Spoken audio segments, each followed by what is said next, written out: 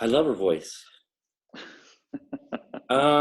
So I'm going to do a very brief formal introduction to Eduardo Sarabia.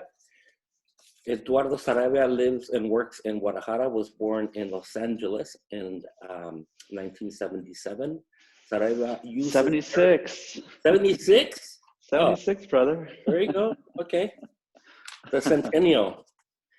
Sarabia uses narrative as the raw material in his artwork. The language he has developed comes from his own life experience, but also from a type of fiction that is accompanied by the construction of a story. Essentially, he's a storyteller. His work addresses the cultural impact of social phenomena and is permeated by his historical, geographical baggage. Sarabia's work develops from traditional artisanal materials, such as ceramics and textiles, into sculpture, painting, installation, and performative. He has many individual and collective exhibitions and institutions between Mexico, United States, and Europe. In 2008, Sarabia was part of the Whitney Biennial. He also has produced diverse public projects and interventions in venues such as the New Museum in New York, Art Public and Art Basel in Miami, and in the United Plaza in Berlin, Germany. Sarabia's artwork is part of various public and private collections internationally. I should say his artwork is. And I'm really happy to be here on Sunday morning. I must confess that I woke up pretty late today because the kids and everybody left this morning, and so it was really quiet. And so I ended up sleeping in, which is amazing. And so, Eduardo, welcome. Thank you. Thank you for having me. This is such a cool idea.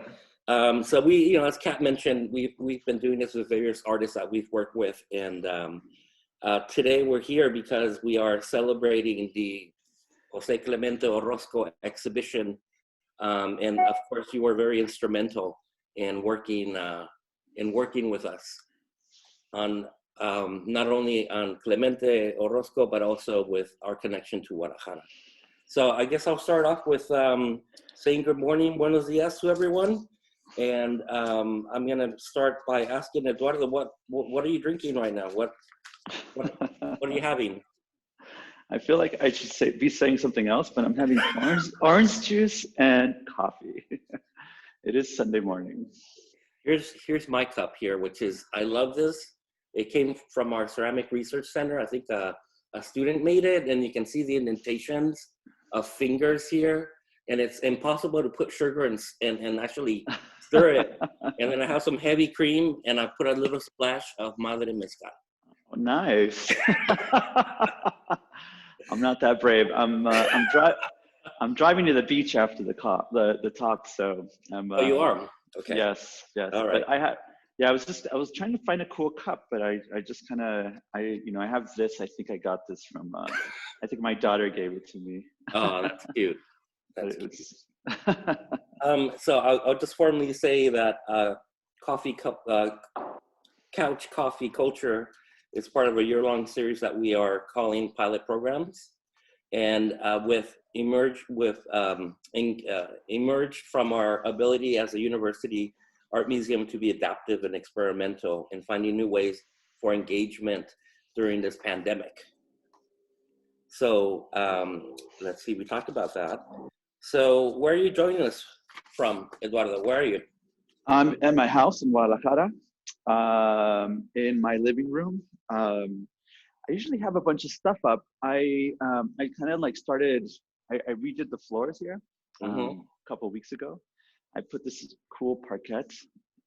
Oh, nice. And so I was just like, well, like one thing kind of leads to another. I was like, all right, I'll take the parquet out. And it was so dusty. I was like, okay, I'll repaint, I'll rehang things, I'll redo things. So I'm bringing out things slowly back into the living room. I know you're a big music guy too. So I have these, I've showed you when you come to Guadalajara. Yeah. I made these speakers a long time ago. But the speakers are not in the speaker. No, I resanded them, and because they were just kind of like, I think I made these 15 years ago, and I had them sanded and redone. So I'm slowly kind of putting them back together. Yeah, I remember last time when you had a party for us for our group that went to Guadalajara. We were playing records. I remember that. Yeah. I love records. I opened a bar here, no? I know you opened one a very long time ago that you had to close for your own health. Yes, for my own benefit. But No, no, I now didn't know that. I reopened one last year. Like, it was a weird kind of pandemic's choice. Oh, I see. But yeah, I usually play records there every Friday. But next time you come, bring some records. Yeah, that sounds great. And I know that I read Eduardo's bio, but in the another extracurricular things that he does is, for a long time when I would see Eduardo, he would always be sampling beer, and I asked him, why are you drinking like 3 beers but you're not really drinking them? And so he ended up creating his own cerveceria. So he had his own brewery, Aventura, is that correct? Yeah, Cerveza Aventura. And you recently sold it, right? Yeah, it's one of those weird, it's a bizarre, it was just kind of a bizarre project. I always, aside from I kind of feel like everything I do is just kind of part of the same thing. Mm-hmm. I have a lot of interest, and I get inspiration kind of from everywhere. So, things that I like, I really get into, and I really start researching. And a friend of mine here in Guadalajara, he was really into beer as well. And every time we traveled, we would bring like really nice kind of, like Belgian ales or just different beers from around the world. And we would just kind of like sample them. And he had a friend who was a master brewer in Mexico City. Mm. And we were like, it'd be cool to make our own batch of beer and see kind of what happens. And I had just opened my first bar in Guadalajara called Barrio Chino. Mm-hmm. And I was like, I could get like a dispensary. I could kind of like set this up in the bar. It was kind of like the first places in Guadalajara to carry, like a craft beer on tap. Mm-hmm.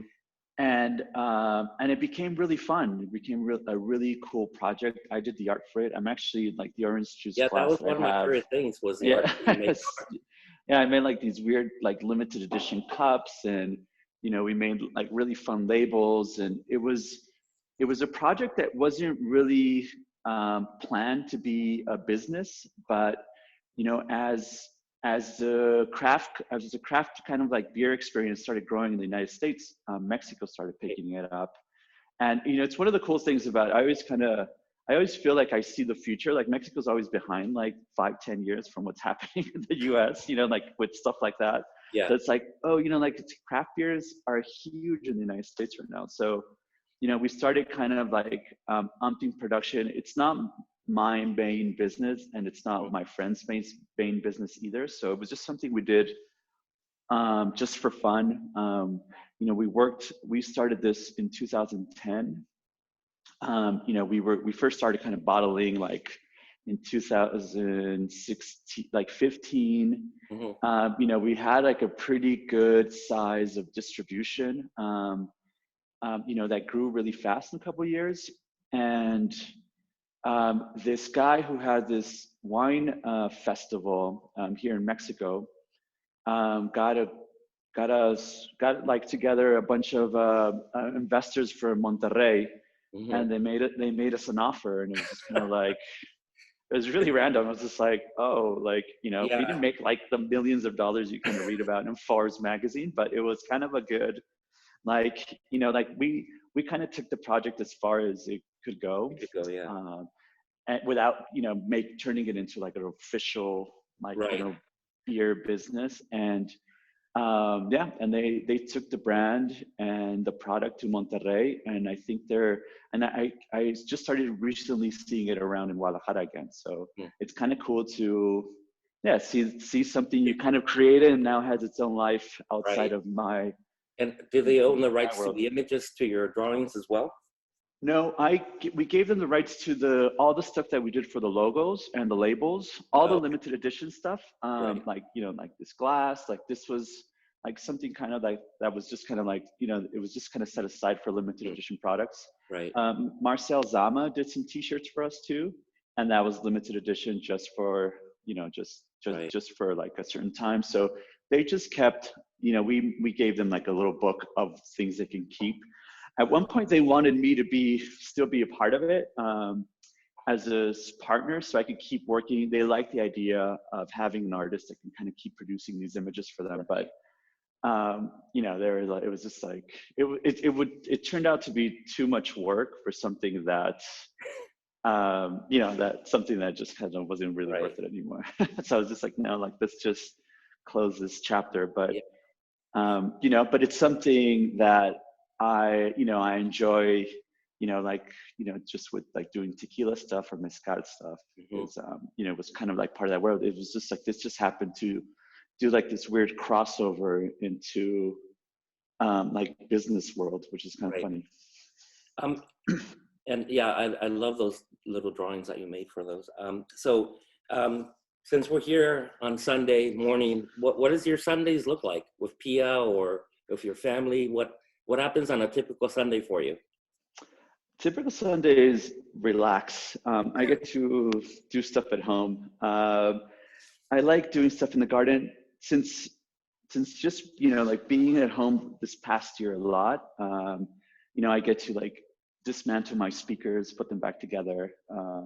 I get to read. I get to cook. Pia, my daughter, I have her every other weekend, so whenever she's here, we bake stuff. She likes to bake, so it's just kind of like chilling and hanging out. Spring break spring break is now for school, so after this, I'm picking up Pia, and we're driving to the beach. Oh, that sounds like fun. Yeah. Let me ask you, talking about your Pia and everything else. One of the questions we have for you here is, what is your earliest childhood memory that you think influenced your career choice? And I know besides loving art, you also were a chess champion at a very young age in Los Angeles. So can you tell us some of those influences that basically made you go in a specific direction making art? Yeah, I was kind of like the typical kid who always finished his classwork first, and I'd start bothering everybody, all my neighbors. So the teacher started giving me like paper and colored pencils and watercolors to try to, just so I wouldn't distract everybody else, because I was always the first one to finish. And she kind of noticed, this was, I was probably, I don't know, 6 years old, I think. And she noticed just like a really kind of like natural ability to draw. I would draw like my classmates, I would draw her, I would draw the plant in the corner.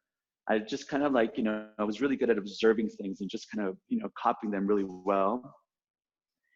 And she told my parents, like, you should put this guy in some, in an art school. Like, you should take some art classes. He's really good.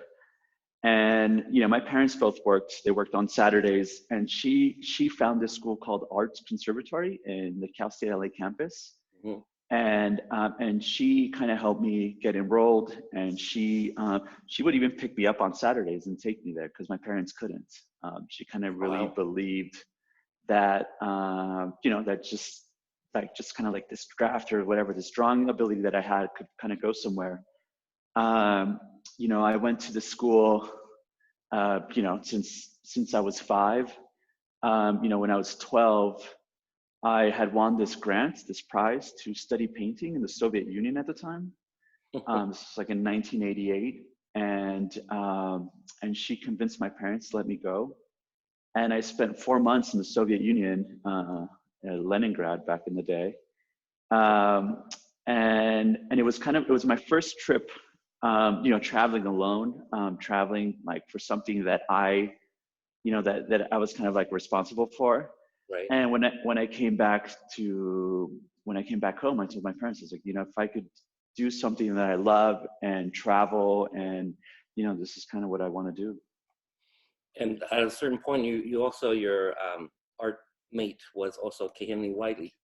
Yeah, Kahindi. Yeah, he's Kahindi. We both met at this arts conservatory school. When we were 7 or 8. we were kind of, Hindi is also an amazing artist and just has amazing abilities since he was very young. And we were kind of like the inner city school kids that were kind of paraded around as like being really good at drawing and really good at painting. And, we were both winning prizes at like a very young age. Like, and we also went to the Soviet Union together. And, go ahead. What's that? No, and just to kind of like tie in the chess stuff, I was, during that time, like, besides doing art, I was really good at math, and a teacher, an elementary school teacher, got a group of us together, and we started a chess club. It was, I think this elementary school was called Sunrise, and we were the Sunrise Chess Club. and we started winning tournaments as a school, and a few of us were like kind of like went beyond that and started winning, within our age groups and within the LAUSD school district, we started winning prizes that turned into kind of like state championships. Awesome. Does Pia play chess? She's learning. She likes it. I have this chess set here on my coffee table. It's kind of has a cool story behind it. Marcel Zama gave it to me. Uh-huh. It's a replica of the Marcel Duchamp chess set. According to him, which is the legend behind the chess set, there was this guy who worked at the Philadelphia Art Museum, and he started taking the original pieces and scanning them and printing them out in his digital printer, in like a 3D printer. And I think he started selling them on eBay. Wow. And Marcel told me he sold maybe like 2-3 sets before he got caught. And Marcel was able to buy 2 of them. He gave me one. Oh, that's pretty sweet of him. I love the collaboration you did with him a couple of years ago. That was really amazing work. He's a great artist. We've become really good friends. He also has a huge passion for chess as well. As I'm kind of like slowly like redoing my living room, like one of the first things I'll do a little walk over is to put one of the collaborative pieces that we did together. And it's kind of like one of the vases that I do. I flipped it over so it turned into a body, and then it's one of the heads that he does with a box, and it's supposed to be a chess piece. We both kind of imagined a chess set with a jester. It's like a court figures, and there's no jester in it. So we kind of imagined this figure, this kind of like jester figure, in like a new kind of chess set. My daughter accidentally crashed into it with her bicycle many years ago. Uh-huh. And the head broke in like tons of pieces. So I had to like re-glue it back. And I did the Kitsugi kind of like technique where in the cracks I put gold. Oh, nice. So you can kind of see the cracks and see kind of where it broke. But, this is one of the pieces that I want to keep. So it makes it a little bit more valuable with the story. And then if you see this piece all the way at the end of there, do you recognize that, Julio? Oh, yeah. That's the piece you created for this piece over here. Yeah. That is slowly it's going to be rehung in my house somewhere. Yeah. Excellent. Let's see. Another question. Yeah. Do people know you're also an artist? I think you do artwork. Yeah. Yeah. Julio's an amazing artist, besides being an amazing person and curator. Thank you, Eduardo. Tell us the history of your workspace. Where did you start creating? How? Why did you find your current workspace? So I know we're not in your studio right now, but that's basically dedicated either to your home or to your studio. I was living in Los Angeles, and I was kind of thinking of living in Berlin. I have a lot of friends in Germany and Berlin. Berlin was this was like 2002, 2003. And I had, had a lot of friends there. Berlin seemed like a cool city to do stuff in Europe. It's, it's a kind of like a big European capital. it was inexpensive to live. I had just, it was just kind of like, I think I did my first solo show in 2001. I see Paul's here. Shout out to Paul. And so I felt like I was just kind of like, getting started and wanted to experience something different. While I was like getting my act together to like leave Los Angeles. Yeah. I got a phone call from Jose Noe Suro, who is a collector. He owns a ceramic factory in Guadalajara, and he saw my work in Miami Basel, and he was like, I'd love to invite you to hang out and work in my factory. Are you interested? And I was like, yeah, I could check out Guadalajara for a few months. I've never been there. Like, I could be there for like 2 months or 3 months. And 17 years later, Still there. here I am.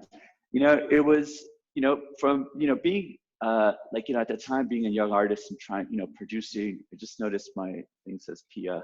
Pia uses my computer for homeschool. But trying to get things done in Los Angeles, like especially on larger scales or working with new materials, it was expensive. I had made some works out of fiberglass, and I had to work with, people who made props for Hollywood studios that worked in the material. And, and Hollywood studios, paid them a lot of money. Like, I think Paul McCarthy and Charlie Ray and Chris Burden studios, or people who fabricated for them. It was just, it was expensive just, for being, somebody who was just straight out of school.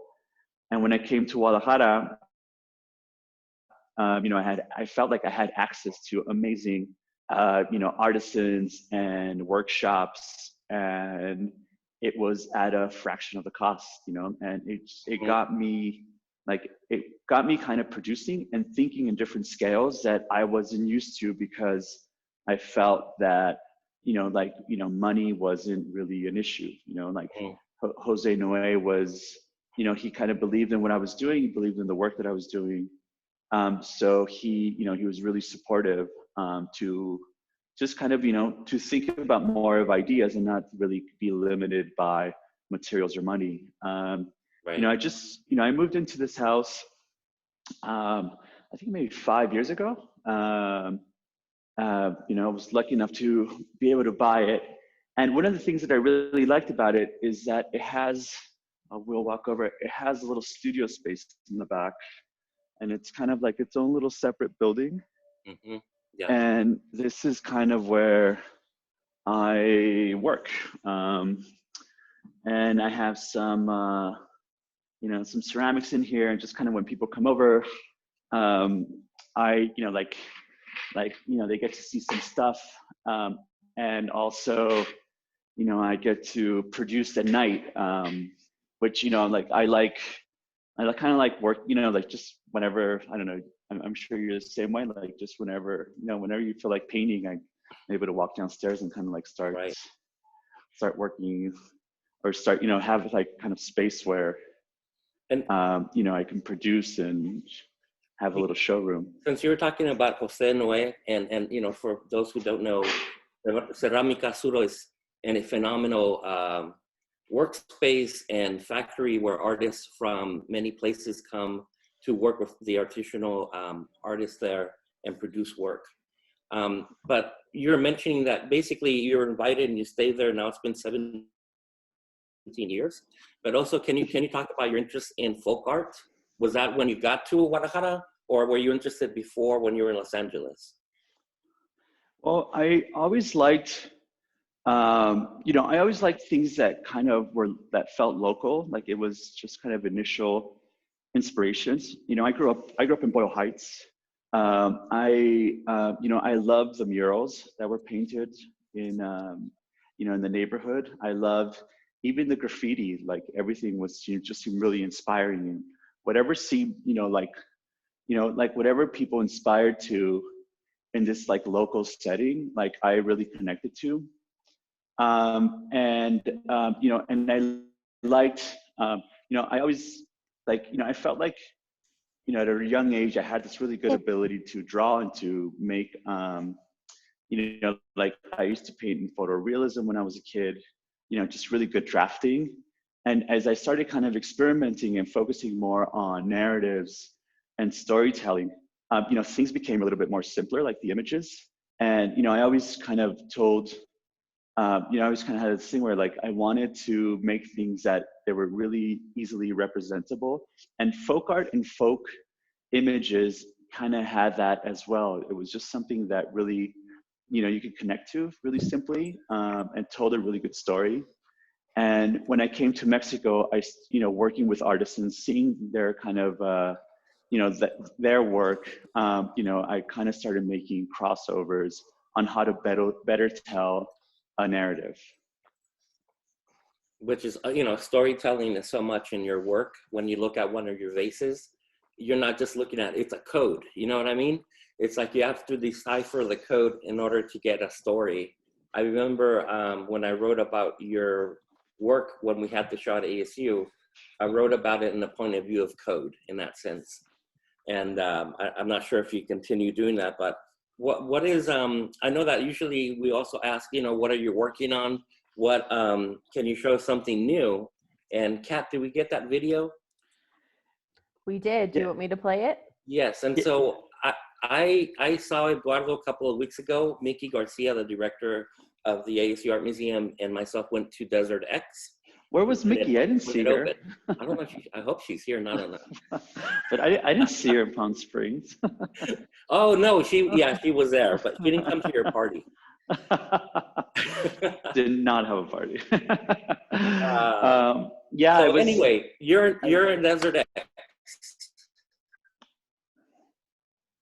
And we are going to view a 2-minute video clip about your project.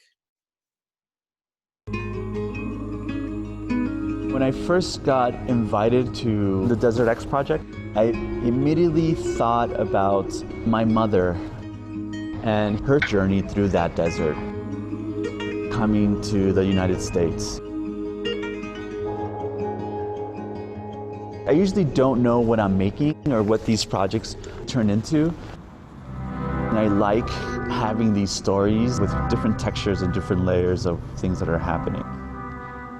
I was thinking a lot about journey, and a maze kept coming up in my head. It's one of those symbols that just like represents how complicated things can be or feel. The viewer enters the maze and they become the passenger.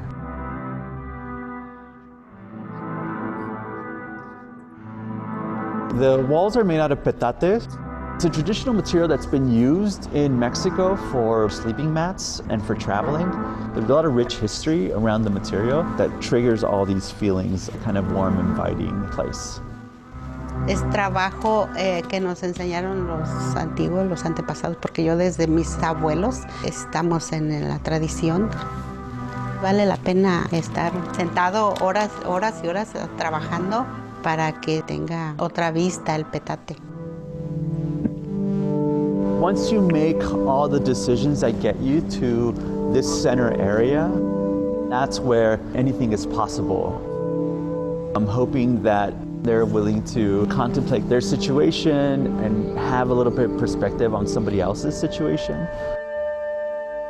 You're imagining all the possibilities before you see the light at the end of the tunnel.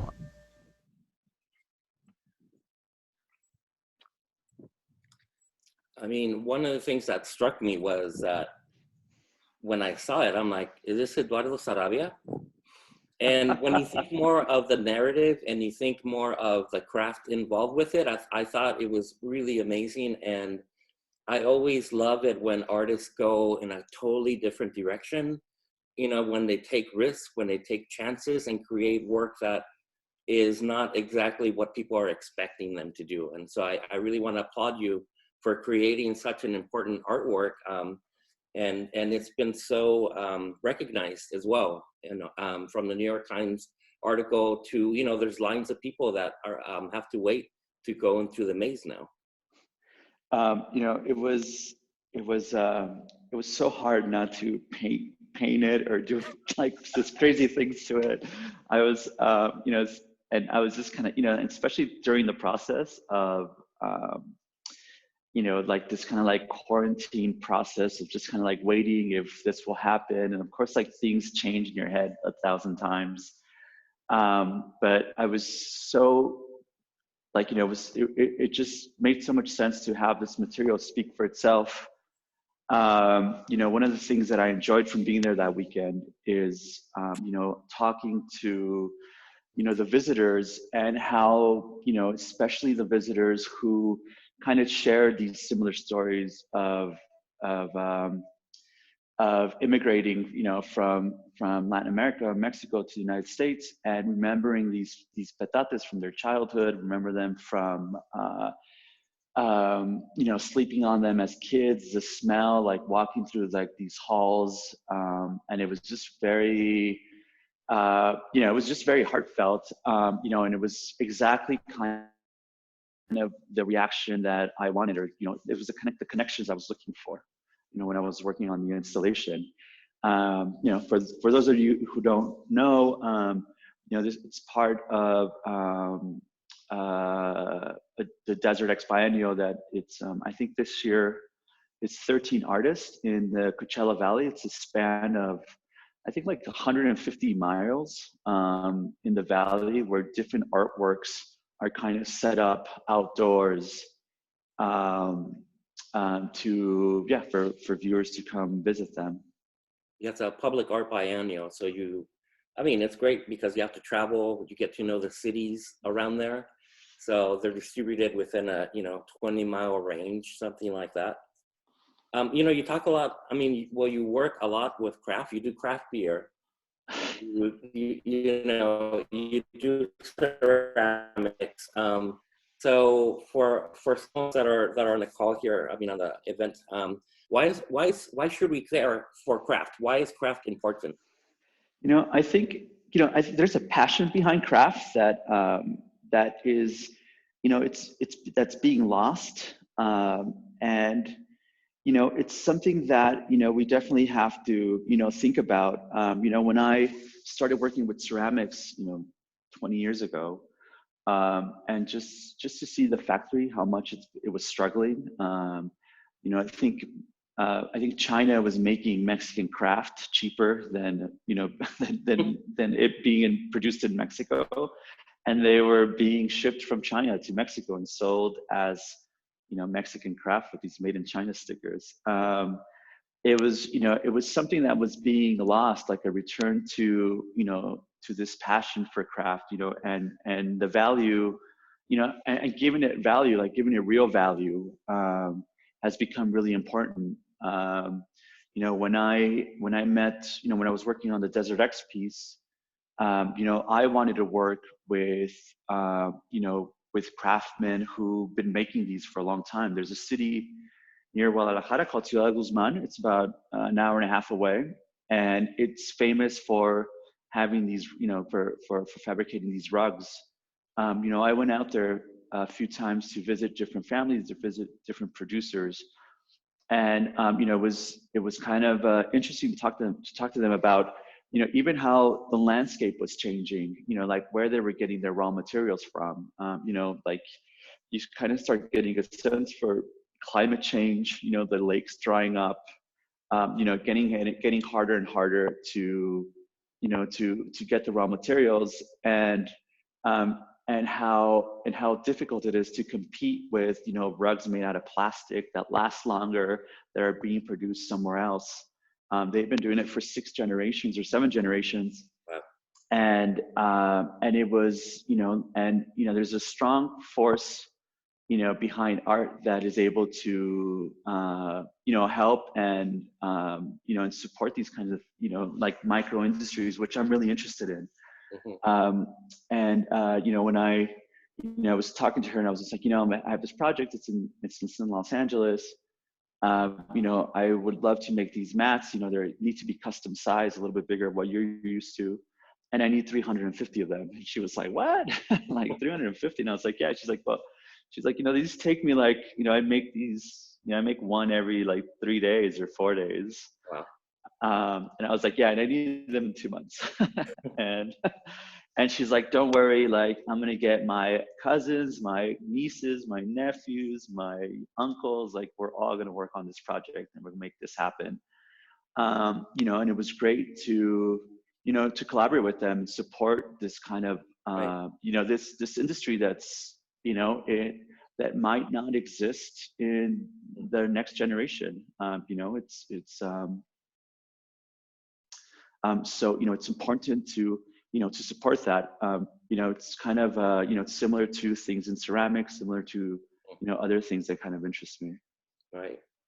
A really powerful piece. And I took my sons there, and it was amazing for them to stand on both sides when you're in the center of the maze. The other question I want to ask you, because you talked about during the pandemic, you've been changing your house and redoing your speakers. Are there 3 things, either people or artists or anything else that has inspired you lately? Well, yeah. I think I don't know. I think, you know, like kind of inspiration comes from everywhere. You know, when I started working on this project, I kind of got this, you know, felt this love again to explore things around Guadalajara. You know, just kind of like you know, driving out to Ciudad Guzman was actually like you know, such a treat just to kind of get out of the city and have an excuse to go somewhere and meet artisans and, you know, talk about their, you know, there's like, listen to them and share stories. You know, that's something that's always inspired me. You know, just kind of like being able to sit and talk to people. And they were just so receptive and just so interested in, you know, in this idea of collaboration. You know, other than that, lots of movies during the pandemic, which is always great. And yeah, and I kind of like got into, you know, just like music again. Like I just like researching speakers and sound and, you know, like wanting to redo these like crazy, these speakers are like, it's like it's this Japanese design of a paper cone speaker. And just kind of the way, you know, just kind of like the idea of sound is also really cool. And I know, just kind of like looking at a lot of house magazines too for ideas. Well, the floor looks really awesome. So now we're in this segment here where Kat likes to ask you a couple of questions in regards to a couple of images of your work. So, you know, we have your boots. So at the ASU Art Museum, there's 2 beautiful giant nautical boots, basically. And it's very iconic, and people here in the region, you know, they'll do a lot of selfies with it. And, you know, the museum is like, oh yeah, I'll meet you at the boots, or let's go to that museum with the boots. So it's really nice that slowly you have erased the ASU Art Museum into the museum with the cool boots in front of the museum. Kat, do you want to put an image up here? So one of the questions was about that piece. You know, what was your inspiration for those 2 boots that we have at the museum? I think it's, you know, I kind of, you know, create, like in this idea of creating narrative, I like this, you know, this symbol of, you know, these kind of snakeskin boots, which is, you know, it's something that's very popular in northern Mexico. It's part of like northern Mexico kind of fashion. You know, and it's a symbol of status as well, having, you know, like these kind of expensive snakeskin boots with snake heads on the tip of them. So, you know, which really speaks a lot about, you know, that culture. It's kind of where it's where my family's from. My family's from Sinaloa, it's northern part of Mexico. So this is something that's, you know, it just speaks to the music, speaks to, you know, the fashion, the culture that, you know, that I kind of like was accustomed to at a very young age. These things seem normal. You know, when I'm like producing and doing research for other projects, you know, these images, I like to make connections to indigenous cultures and, you know, and how kind of, you know, how we relate or translate to, you know, to something that could be contemporary. you know, the idea of the serpents, you know, the symbol of fertility, you know, the Quetzalcoatl, the plumed serpents, you know, all these things just kind of started making connections in my head. And I kind of imagined these stone, you know, this really large stone boots, you know, in the middle of this kind of like overgrown jungle. And these future, you know, explorers or archaeologists were kind of, you know, discovering them, that spoke about, you know, this particular, you know, this particular time and this particular place. And I wanted to produce them. You know, they were part of Art Public in Miami, and through the help of, you know, with your help and, you know, ASU and other people, we were, you know, we managed to get them outside the museum. Well, if you remember, they're supposed to be inside, but yeah, they're each one weighs a ton. yeah, and it would actually break the floor. And so we decided to make it a public art piece, and it worked out, you know. And so it's there, and it's in our collection now, which is amazing. Yeah, I love this picture. Somebody, you know, like, you know, I produced them in Guadalajara, and I had to get these things to Miami first. And they, like, you know, we could only ship them on a flatbed truck. So I think there's a picture, somebody sent me a picture of them just like in the middle of a highway, just like these two giant boots, like in this flatbed. And we're driven across Mexico, like driven across, you know, the United States to Miami, where they eventually went back to the West Coast, to Phoenix, where they are now. But and quarry stone, is that native to Jalisco, or how did you choose the stone? Yeah, the stone it's something that's very typical. It's kind of like the typical stone of Guadalajara, Jalisco. There's a lot of buildings made out of this quarry stone. Right. And, you know, and part of the exhibition, you know, an important part is, you know, the title references something that you would find in a kind of archaeological museum or natural history museum, where I think it's like 21st century, you know, like stone boots, you know, made out of quarry stone. Yeah, like, you know. Found by the Eduardo Sarabia. I remember that plaque, and it was such a long title. Yeah. Yeah. It was the idea of referencing something that was kind of from a natural history museum. But I'll show you right now, but I have like the maquette. I made a small version of this, which is in the front part of my house. Oh, wow. Oh, yeah, that's right. But you also made a really beautiful drawing of this, where it's kind of like in the middle of the jungle. Yeah, yeah. I think that was in our show. I think it's, yeah, like I think I made a few drawings of, you know, even some guys kind of like, you know, like carving it out. It was just kind of, you know, added on to the fiction behind them. Talking about fiction, I know Kat has something that she calls "Explain That Gram." Do you want to show those, Kat?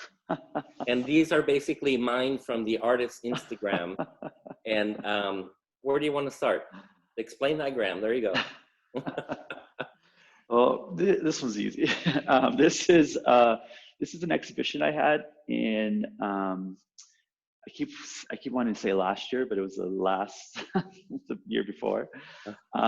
It was in Mexico City. The university, the UNAM, has two art spaces, MUAC, which is in the south of Mexico City, and they have a space in kind of in the center called Museo del Chopo. And this was an installation there that, and I produced these kind of like 6-foot tall ceramics, just kind of based on my dimensions. And instead of using this kind of like imagery and these stories that are really typical in my ceramics about the border or northern, like just kind of like northern Mexican kind of folklore, things that have to do with you know, narco culture, reference more my personal projects growing up in LA. There's a lot of references to gold. You know, my grandfather spent most of his life looking for buried treasure, and I always loved those stories of his, and I've kind of inherited that search. So there's a lot of reference to just personal things with gold, quetzal birds, which are my favorite. You know, I spent a lot of time in Chiapas trying to see them in their natural habitat. That is a self-portrait of me just kind of like doing a little like what's up. And on the backside is my daughter, and references to growing up in Los Angeles, the Dodgers, big Dodger fans, world champions, what? And Fernando Valenzuela, like just kind of childhood memories of LA, Mexico, and like this cross kind of cultural things. Started to come up in your work, right? What number was he? 34. 34. There you go. Can we go to another one? Can we go to another image, Kat? There you go. Very happy Sarabia there. Yeah, I look good. I look young. A long time ago. This was in my studio here in Guadalajara. I think it was a portrait for some magazine that somebody took that I really liked. Yeah. It's just kind of in the middle of this blue and white series of ceramics that that people know me for, and I've been doing for a long time. I'm wearing these tennis shoes that I collaborated with this company called Del Toro, and we made this kind of like Talavera blue and white editions on sneakers that reference these ceramics. Kat, can we put the next image, because you can see them really well in this next one. There they are. Yeah, there they are. So I did. It was a cool project. Bummer, it was such a small edition. I think we made like 20 pairs of each style. I think we made like 6 styles, 6 different styles. It was 20 pairs, but it was 20 pairs like one size 7, one size 8, 3 size like 9. It was, like kind of like focused on popular sizes. Right. And and they kind of sold out, and I was like able to keep like 2 pairs, I think. Okay. Yeah. But can we fast forward to the image of the installation of Orozco? I want to talk about the tiger pic. The tiger pic. So right now I curated an exhibition of Jose Clemente Orozco with the family that is in Guadalajara, and the project focuses on the last 5 years of his life. And there's a publication that we worked on with Terremoto, and in the publication, the whole book starts with contemporary artists in Guadalajara talking about the influence of Orozco. You can just leave it there. The influence of Orozco in their work, but also as Eduardo was explaining about Jalisco and Guadalajara, I was really interested in the influence of Orozco, not just with contemporary artists, but also within culture in Guadalajara. And so I interviewed artists, and those interviews are fragments ended up in the book, and it really starts off the exhibition and the book as well. And so I wanted to thank Eduardo for all his guidance, working all these years in Guadalajara. We do have an exchange program, residency program with Paus, that is Clemente's old studio, and with Kala Alliance here in Phoenix, that is a Latino-based arts nonprofit. And essentially, one artist from Phoenix goes to Guadalajara, one artist from Guadalajara comes to us here in Phoenix, and Eduardo and I set that up many years ago. The first artist was Gabriel Rico, and Gabriel it was his first exhibition in the United States and first museum show, and he's gone on to be part of that show. Actually went to the Venice Biennale, the last one that just passed. And so I wanted to ask you, because of how we've always embraced emerging artists and supported emerging artists. One of the questions is for you, Eduardo, is what whoops, I'm losing my question here. Any advice for emerging artists? Lots of advice, but first of all, never give up. First of all, I want to say, I don't know if I told you, but I love the book. The book came out awesome. I know we presented it together, but I think they had Printed just sent matter. me, yeah, they had sent me a copy, and I got a chance to kind of read it all. I love the quotes. I love how it became like focusing on the contemporary art scene here, and and kind of moving backwards. Just to mention a little bit about what Julio was talking about, a few years ago, with the help of the Secretary of Culture, I was able to get Jose Clemente Orozco's last residency and turn it into a residency program, with kind of an educational platform around it. There's an amazing mural inside that we're kind of custodians for the time being while we're doing this collaboration. But it's great to see, help young artists who, come through the residency and see how they get inspired with the mural. It's something we don't ask the artists to do, but they always kind of end up doing some kind of like collaboration or just, or something that's kind of influenced by this mural, because there's such a strong presence in his work. Just everything, the power behind what he was trying to say, all the kind of the social issues behind it, just his brushstroke. He was just such a, master at it. I hopefully I'll get to see the show before. How long is the show up? It's up to the end of May. Up to the end of May. Hopefully I'll get to see it. I hope you can, because it's a beautiful show. And in talking about emerging artists, we also produce a 30-minute film with interviews of Guadalajara with Orozco's grandson, Clemente, that unfortunately passed away a couple of days before the show opened, and with you and Jose, Noé. And essentially, you say something really important in that documentary. You say, I forget, we developed a series of questions, and one of them you say that now, because of the art scene in Guadalajara, that young people who go to the university and go to art school, they're staying in the city. So instead of leaving to Mexico City, they're staying. And it's kind of happening as well here in Phoenix, where instead of leaving to Los Angeles, they're staying here. And I think it's really important because you help cultivate, the Guadalajara contemporary art scene. And I love hearing that now the younger artists are staying and not leaving to Mexico City. I think, when I first arrived here, everything seemed really centralized in Mexico City. I came from somewhere else and stayed here. But, when people would come visit, like international curators, or, they wanted to see, my work or work of other artists, it was, everybody had to travel to Mexico City to show them, like it was just kind of a thing. And, lately, they're coming here instead. I think, the things that are happening, prior to like the big events in Mexico City, like, Guadalajara has become, it's kind of helped kind of decentralize, this idea of Mexico, which is great. There's a lot of artists moving from Mexico City to Guadalajara because, the spaces are bigger and they're less expensive. There's interesting things happening here. There's, museums have an interesting program. There's our program that's bringing amazing artists as well. Like the collaborations we're doing, we do, with ASU, that we do with Mistake Room, that we do with MCA Denver, we do with, institutions in Europe, is, it's helping kind of create something that's really interesting.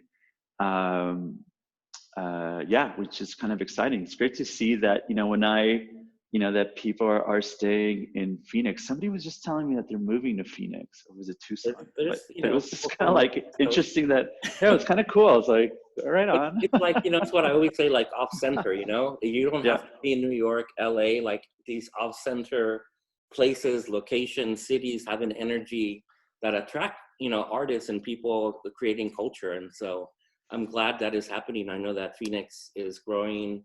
It's a blue state now as well. So there's a lot of things happening. And so we're coming to the end of our event. Do we want to answer any questions? Does anyone have any questions they want to place in the chat? Or Kat, has anyone asked any questions? Nope, but yeah, please feel free to either unmute yourself or put them in the chat. I think just unmute yourself. Let's make it live, in person, through the internet. I want to ask Julio a question. All right, ask me a question. What's going on with you, man? What are you up to? What's going on? What's going on after the Horosco show? There is a project called Undoing Time that is looking at the history of incarceration with 12 international and national artists doing 12 new commission works, and the exhibition's going to take over the whole museum. And that's in September, and then I get to take a little break, and which is great because I've been producing a lot. But the next project is I'm working on the first retrospective of Coco Fusco after that. Oh wow, cool. And so those are the two things. But we have other curators. We have amazing things happening at the Ceramic Research Center. We have a really cool show called Dinnerware that looks at food culture basically through ceramics, and it's a really phenomenal show. One of my favorite pieces is called Bad Manners. That is a life-size table with 300 ceramic pieces that replicate 4 people sitting at the table with food and everything else, and everything's completely made out of ceramic. Wow. So there's some really cool stuff. So that's what I'm up to. And I took my first plane ride a couple of weeks ago when I saw you in Palm Springs, and so I'm excited to travel again. Hopefully things will calm down, but it's been a long year. It's always that first plane ride was always made me nervous. I think I went to Mexico City was my first plane ride. Mm-hmm. And this was my first international trip. And I just wasn't really sure like how customs was going to be and how but then after you just kind of do it, it's like, oh, it's not that big of a deal. Yeah. You just, Yeah. and actually you at least know that everybody on the plane had a COVID test. Yeah. Yeah. Like they tested negative. It's like, Yeah. better than going to the grocery store. Mm-hmm. Well, so it's just easy. With this Coco show, I might travel to Berlin, and so I was excited to go back to Berlin. I was there a couple of years ago, and when you were talking about moving to Berlin, I remember now that our friend Eamon Orejiron and myself where we went to Documenta, and this is when we were starting to work with Rita Gonzalez for Phantom Sighting Show at LACMA. And we went looking for you because she gave us your email, and we had the salon, which was the little bar, but we never saw you. And then we met you, I think, the following year at LACMA. Didn't we meet I thought we did meet in Germany during the biennial. No, was it Documenta? I thought it was No, I'm not sure if we had at a party. Okay, we met at the Istanbul biennial. Because yes. I was an artist in that show, and I was DJing. And Rita said, "Make sure you say hi to Eduardo," because she was somewhere. And we met in Istanbul. We met on a DJ party on a boat in Istanbul. That's right. You had your mezcal or tequila party. Yeah. Okay, sorry. It was a long time ago. Yeah. I know. 2003. Or 5, I don't know. Any questions from anyone before we finish here? Eduardo, it's been amazing to be with you, and thank you so much for sharing your hospitality virtually and sharing your work. And again, congratulations on the Desert X project. It is really mind-blowing and really touching, powerful. And thanks for taking the risk in making that piece and not adding ceramics or paint to it. Thanks, Julio. Okay, I'll see you soon. Hopefully see you soon. Thanks, everyone. Thanks, everyone. Ciao. Bye.